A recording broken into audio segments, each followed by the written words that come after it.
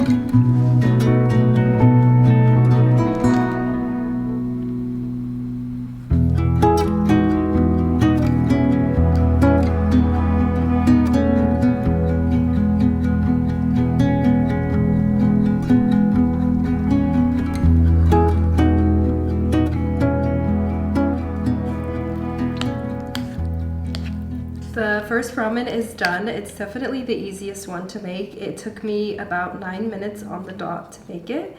So now for a taste test. I've had this many times before, I know it's good, but we're gonna try it on camera together.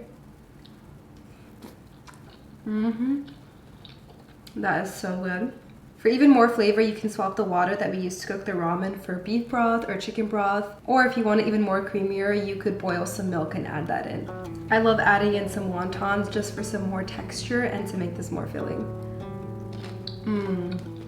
That crunch, so good.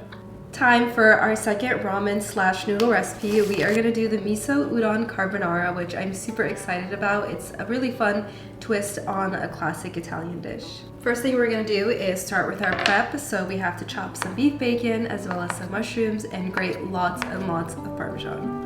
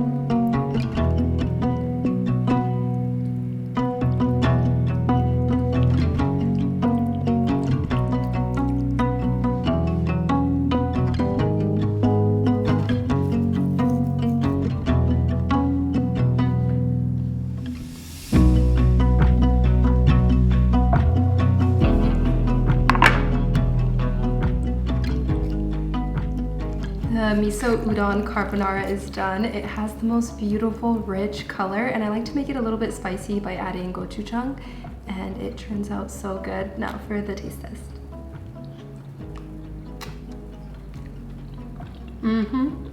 Wow.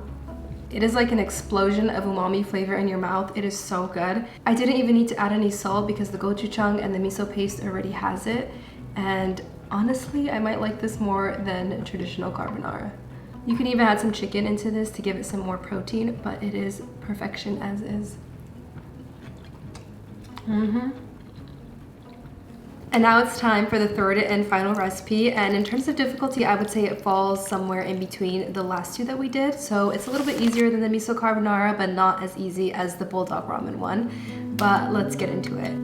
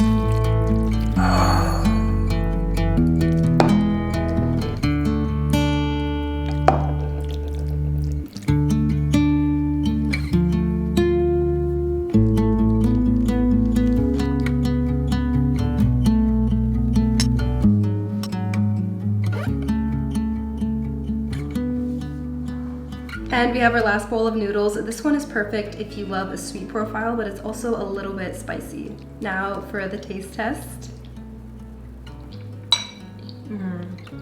So creamy. The flavors remind me so much of a Thai peanut sauce that you would dip spring rolls in. It's so good, basically in noodle form. But that is all I have for you today. I hope you enjoyed those 3 recipes, and as always, if you end up recreating it, I love to see pictures of your remakes over on Instagram, and I'm always posting new recipes over on TikTok as well, and I hope to catch you guys in the next one. Don't forget to subscribe so you never miss when I upload a new video. Bye!